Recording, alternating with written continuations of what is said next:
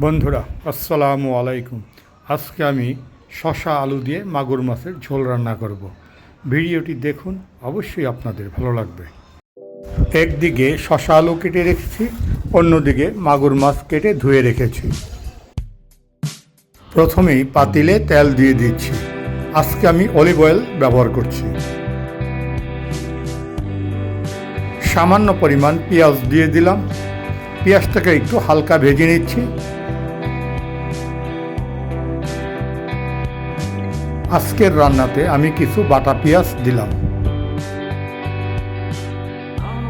আর একটু ভালো করে ভেজে নিচ্ছি।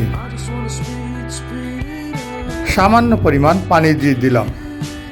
এখন অল্প পরিমাণ লবণ দিলাম, কারণ পরে আবার লবণ দিব।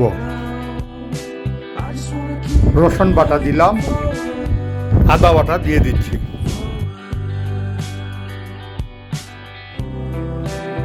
হলুদের গুঁড়া দিয়ে দিলাম, ধনিয়া গুঁড়া দিলাম, অল্প মরিচের গুঁড়া দিলাম, কয়েকটা কাঁচামরিচ দিয়ে দিলাম। এখন ভালো করে একটু নেড়ে নিচ্ছি। মাছগুলো দিয়ে দিচ্ছি।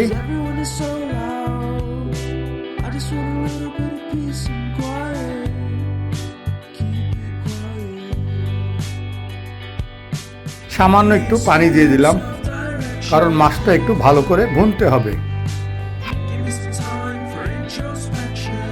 অল্প সময়ের জন্য একটু ঢেকে দিচ্ছি। সামান্য একটু জিরার গুঁড়া দিয়ে দিলাম।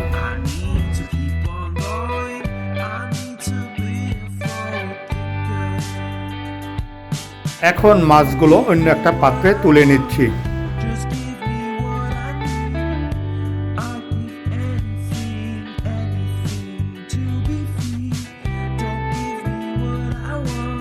এরপর আলু আর শসা আমি পাতিলের মধ্যে দিয়ে দিলাম। ভালো করে আলু আর শসা মশলার সাথে আমি মিশিয়ে নিচ্ছি। আবার একটু সময়ের জন্য ঢেকে দিচ্ছি।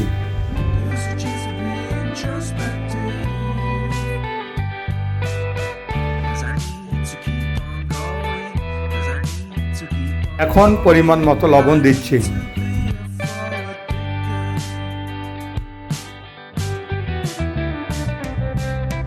আলু আর শসা সিদ্ধ হওয়ার জন্য সামান্য পরিমাণ পানি দিয়ে দিলাম।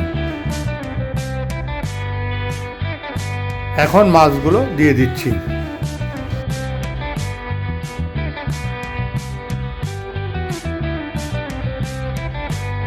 আবার কিছুক্ষণের জন্য ঢেকে দিচ্ছি।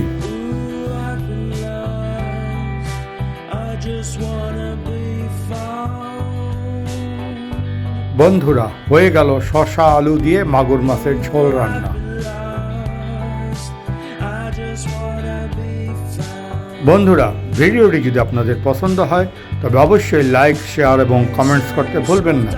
ভিডিওটি দেখার জন্য অসংখ্য ধন্যবাদ।